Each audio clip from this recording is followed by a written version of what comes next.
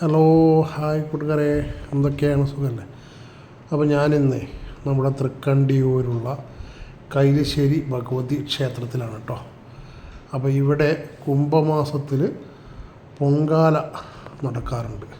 അപ്പോൾ ഇതൊരു വീട്ടുകാരുടെ അമ്പലമാണ്. അപ്പോൾ അവിടെ ഒരു മുത്തശ്ശി ആണ് പ്രധാന പ്രതിഷ്ഠ. പിന്നെ നാഗദൈവങ്ങളുണ്ട്. അങ്ങനെ ഒരുപാട് പ്രതിഷ്ഠകളൊക്കെ ഉണ്ട് കേട്ടോ അവിടെ. അപ്പോൾ ഇന്ന് വൈകിട്ട് ഞാനൊന്ന് അവിടെ പോയി. അപ്പോൾ അവിടുത്തെ പൊങ്കാലയൊക്കെ ഒന്ന് കണ്ടു. അപ്പോൾ അതൊരു കുടുംബത്തിലൊരു പല ഭാഗങ്ങളിലുള്ള ആളുകളാണ്. അപ്പോൾ ഒരു ദിവസം അവിടെ എല്ലാവരും കൂടി ഒത്തുചേരും കേട്ടോ. അപ്പോൾ അതിൻ്റെ കുറച്ച് വിശേഷങ്ങൾ ഒക്കെ ആയിട്ടാണ് ഞാനിന്ന് വന്നിട്ടുള്ളത്. ഇത് ബാലേട്ടനും ഭാര്യയുമാണ്. അപ്പോൾ ഇവരൊക്കെ കുടുംബക്ഷേത്രമാണ് കേട്ടോ. അപ്പോൾ പ്രദീപേട്ടൻ എന്നെ വിളിച്ചു ഇന്നലെ. അപ്പോൾ ഇന്നിങ്ങനെ പരിപാടി ഉണ്ട്, ഒന്ന് വരണം, അപ്പോൾ നമ്മുടെ പരിപാടിയിലൊക്കെ ഒന്ന് പങ്കെടുക്കണം എന്ന് പറഞ്ഞു. അപ്പോൾ ഉച്ചയ്ക്ക് ഭക്ഷണമൊക്കെ ഉണ്ടായിരുന്നു, പക്ഷേ ഉച്ചയ്ക്ക് എനിക്ക് എത്താൻ പറ്റിയില്ല കേട്ടോ. അപ്പോൾ ഞാൻ വൈകിട്ട് ഇന്ന് ഒരുപാട് സ്ഥലങ്ങളിൽ പോയിട്ട് എത്തി തുടങ്ങി. അപ്പോൾ ഇതിനെ പറ്റിയിട്ട് ഇവർ പറയുന്നതായിരുന്നു. കൃഷിനെ പറ്റി പറയുകയാണെങ്കിൽ ഇവിടെ പണ്ട് ഒരു ഓല വീട്ടിൽ ഈ പറമ്പിൽ മുത്തശ്ശി മാത്രമേ താമസിച്ചിരുന്നു. അപ്പം മുത്തശ്ശി മാത്രം താമസിക്കുമ്പോൾ ഒരു ഓലക്കുടിലായിരുന്നു. അപ്പം സന്ധ്യാസമയത്ത് നാഗം വന്നിട്ട് മുത്തശ്ശീൻ്റെ കൂടെ ഇരിക്കുന്ന പറഞ്ഞു. അപ്പോൾ വിളക്ക് കത്തിച്ച് കഴിഞ്ഞാൽ നാഗം തിരിച്ചു പോകും. അപ്പോൾ ഒരു ദിവസം അത് പോയില്ല. അപ്പോൾ മുത്തശ്ശി പോകാൻ പറഞ്ഞിട്ടും പോയില്ല എന്ന് പറയുന്നത്. അപ്പോൾ എന്താ കാര്യം എന്ന് ചോദിച്ചപ്പോൾ വായ തുറന്ന് കാണിച്ചതെന്ന് പറഞ്ഞു. വായ തുറന്ന് കാണിച്ചപ്പോൾ വായിൽ എന്തോ കുടുങ്ങിയിരിക്കുന്നു, ഒരു മുള്ളു പോലെ എന്തോ കുടുങ്ങിയിരിക്കുന്നതായിട്ട് കണ്ടു. അപ്പോൾ മുത്തശ്ശി കയ്യിൽ പട്ട് ചുറ്റി അത് മുള്ളെടുത്ത് കൊടുത്ത്. അപ്പോൾ അത് പോവുകയും ചെയ്തിട്ട് കുറച്ച് നേരം കഴിഞ്ഞപ്പോൾ ഒരു മാണിക്കക്കല്ല് കൊണ്ടുവന്നിട്ട് മുത്തശ്ശീൻ്റെ പടിക്കൽ വെച്ച് കൊടുത്തെന്ന് പറഞ്ഞു.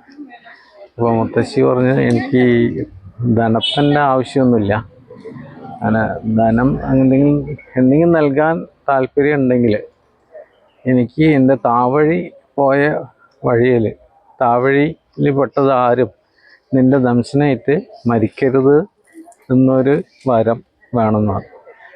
അപ്പോൾ അതൊരു സത്യമാണ്, അത് വരവിടെ എഫക്റ്റീവാണ്.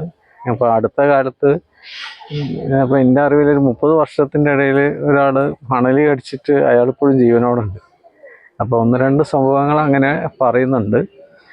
പിന്നെ ഈ മുത്തശ്ശിയുടെ മരണശേഷം മുത്തശ്ശിക്ക് ഒരു ദൈവിക ചൈതന്യം വന്നു എന്നാണ് പറയുന്നത്. അപ്പോൾ മുത്തശ്ശി മരണശേഷം ഒരു സ്വയംഭൂവായിട്ടൊരു സ്ത്രീരൂപം മണ്ണിൽ നിന്ന് പൊന്തി വന്നു എന്നാണ് പറയുന്നത്. അപ്പോൾ അതിന് ശരിക്കും സ്ത്രീൻ്റെ രൂപം തന്നെയായിരുന്നു, മുടി മാടിക്കെട്ടിയിട്ടുള്ളൊരു രൂപം ഇവിടെ വരെ ഭാഗമായിട്ടുള്ളത്. അപ്പോൾ അത് തുറന്നു കിടക്കുന്ന എൻ്റെ പശു കയറിയിട്ട് എന്തോ കയറ് വലിച്ചിട്ട് എന്തോ പറ്റി, നാശം സംഭവിച്ചു, മുറിഞ്ഞു പോയി. അപ്പം മുത്തശ്ശീൻ്റെ സന്നിധിയിലാണ് ഞങ്ങൾ കലങ്കരി കഴിക്കുന്നത്. അപ്പോൾ പിന്നെ അത് എന്തെങ്കിലും നാഗത്തിന് സംബന്ധമായിട്ട് പാമ്പിനെ കാണുക അങ്ങനെ എന്തെങ്കിലും ഉണ്ടെങ്കിൽ ഇവിടെ വന്നിട്ട് വിളക്ക് കത്തിച്ചാൽ മതി എന്നാണ് പറയുക. അപ്പോൾ നമ്മളത് താവഴിയിലും നാഗം കടിക്കുക എന്തെങ്കിലും പാമ്പ് കടിക്കുക എന്തെങ്കിലും ചെയ്തിട്ടുണ്ടെങ്കിൽ ഇവിടെ വന്ന് വിളക്ക് കത്തിച്ചാൽ അത് സുഖം ആകും എന്നൊരു വിശ്വാസമുണ്ട്. അത് 1-2 അനുഭവമുണ്ട്. അതാണ് മുത്തശ്ശീനെ പറ്റി പറയാനുള്ളത്. പിന്നോട് വേറെ എന്തൊക്കെയാണ് പ്രതിഷ്ഠകളുള്ളത്? പ്രതിഷ്ഠയുള്ളത് ഒന്ന് ഭദ്രകാളി, കൊടുങ്ങല്ലൂരമ്മ വരാൻ കാരണം എന്ന് പറഞ്ഞാൽ നമ്മളെ പൂർവികർ കൊടുങ്ങല്ലൂരിൽ നിന്ന് വന്നതാന്ന് പറയും. അപ്പോൾ കൊടുങ്ങല്ലൂരിൽ നിന്ന് രാജാവ് ക്ഷണിച്ചതാണ് തൃക്കണ്ടിയൂർ അമ്പലത്തിൻ്റെ പണിക്ക് വേണ്ടിയിട്ട് വിളിച്ച് കൊണ്ടുവന്നതാണ് പറഞ്ഞത്. അപ്പോൾ ഇവിടുത്തെ അവിടെ ഉപാസിച്ചിരുന്ന ആളുടെയായിരുന്നു, കൊടുങ്ങല്ലൂർ ഭഗവതിനെ ഉപാസിച്ചിരുന്ന ആൾക്ക് അവിടെ പോയിട്ട് ദേവീനെ കാണാൻ പറ്റാത്തൊരു സ്ഥിതി വന്നപ്പോൾ ദേവി തറവാട്ടിൽ പ്രത്യക്ഷമായി എന്നാണ് പറയുന്നത്. അതുകൊണ്ട് നമുക്ക് ഇവിടുന്ന് കൊടുങ്ങല്ലൂർ ശരിക്കും പോകാൻ പാടില്ല എന്ന്, പ്രത്യേകിച്ച് ഭരണിക്ക് പോകാം, അല്ലാണ്ട് കൊടുങ്ങല്ലൂർക്ക് എന്ന് പറഞ്ഞു പോകരുത്. മലക്കൊക്കെ പോകുമ്പോൾ അങ്ങനെ പോകാമെന്ന് മാത്രമേ ഉള്ളൂ. ഇന്നത്തെ ഈ പൊങ്കാല എന്താ, ഈ മകരമാസത്തിലെ അങ്ങനെ എന്തെങ്കിലും പ്രത്യേകത? അത് കുംഭമാസത്തിലെ 5 ദിനം മുന്നോടിയായിട്ട് വന്ന ഒരു സംഗതിയാണ് ഈ പൊങ്കാല എന്ന് പറയുന്നത്. ഇപ്പൊ കുറച്ച് വർഷങ്ങളായി ഇപ്പൊ ഞങ്ങൾ ഇങ്ങനെ ചെയ്തു പോരുന്നു. അപ്പൊ കുറച്ച് നല്ല ഫാമിലി ഉണ്ടാവലുണ്ട്. ഇപ്രാവശ്യം കുറച്ചൊന്ന് ഇതായി കണ്ടിട്ട് എല്ലാവർക്കും ഓരോ പരിപാടികളും കാര്യങ്ങളൊക്കെ ആയിട്ട് അത് കുറച്ച് കുറവുണ്ടല്ലേ? ഇവിടെ പോയി കോമ്പൗണ്ടിൽ നിങ്ങൾ ആൾക്കാരൊക്കെ തന്നെയാണ് താമസം? അതെ ഇദ്ദേഹം ഇത് പുള്ളി വേറെ വീട് വെച്ചിട്ടുണ്ട്. തറവാട് മാത്രം. കാരണന്മാരാരും ഇല്ല. അപ്പൊ അവരെ താഴ്വഴി ഞങ്ങള് നടത്തിക്കൊണ്ടുവന്നു. അപ്പൊ നമുക്കിത് എങ്ങനെയെങ്കിലൊക്കെ ഒന്ന് ഡെവലപ്പ് ആക്കി കൊല്ലണം. സുഭാഷ് പറഞ്ഞപ്പോ സുഭാഷിനോട് ഞാൻ വിളിച്ച് പറഞ്ഞു എങ്ങനെയെങ്കിലും ഞങ്ങൾക്ക് ഇതൊന്ന്. ഇന്ന് 4 കാവുണ്ടായിരുന്നു മൊത്തം.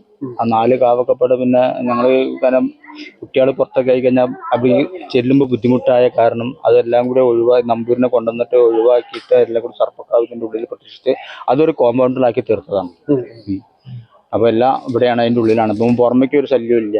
നമ്മള് ഗേറ്റ് അത് അവിടെ 3 നാഗങ്ങളുണ്ട്. കരിനാഗം, മണിനാഗം, വേറെ അങ്ങനെ 3 നാഗങ്ങളാണ് ഉള്ളത്. സർപ്പങ്ങളെ കൊണ്ട് പാമ്പുകളെ കൊണ്ട് സർപ്പമല്ല പാമ്പുകളെ കൊണ്ട് ഞങ്ങൾക്ക് യാതൊരു ഉപദ്രവമില്ല. പറയുമ്പോ അവിടെയും ഇവിടെയൊക്കെ കാണും. പക്ഷെ ഞങ്ങൾക്ക് ആർക്കും അങ്ങനത്തെ ഒരു ഇതില്ല. പാടില്ലല്ലോ. അതെ നമ്മളല്ല ഇവിടെ അറിയപ്പെടുന്ന ആൾക്കാർ പുറത്തുനിന്ന് വന്നിട്ട് ഇങ്ങനെ എന്തെങ്കിലുമൊക്കെ ശല്യം തോന്നി കഴിഞ്ഞാൽ വന്ന് വിളക്കിക്കാറുണ്ട്. ഈ ഭാഗത്തൊക്കെ ഒരുവിധ ആൾക്കാരൊക്കെ വരും. കുറെ അറിയപ്പെടുന്ന ആൾക്കാരൊക്കെ ഇവിടെ വന്നിട്ട് ഇപ്പൊ നാളെ അവിടെ എന്തോ ഒരു പ്രശ്നം ഉണ്ടായി. ദാസന്റെ എന്റെ അടുത്ത് എണ്ണ തരികയത് ഒന്നവിടെ കൊണ്ടുപോയി വിളക്കേക്കണം എന്ന് പറഞ്ഞിട്ട് അവരിങ്ങനെ കണ്ടതാണ്. അപ്പൊ അവർക്ക് ഒരു വിശ്വാസം ഉണ്ട് ഇവിടെ ഇങ്ങനെ ഒരു സംഭവം ഉണ്ട് എന്നുള്ളത്. അപ്പൊ അങ്ങനെ അറിയപ്പെടുന്നവരൊക്കെ വരുന്നത്. അങ്ങനെയുള്ള ബുദ്ധിമുട്ടുകളുള്ള ആൾക്കാർക്കൊക്കെ ഒരു നല്ല സൗകര്യമാണല്ലോ. നമുക്ക് കാര്യങ്ങൾ ഭംഗിയായി വൃത്തിയായി നടക്കാനുള്ള വേണ്ടത്.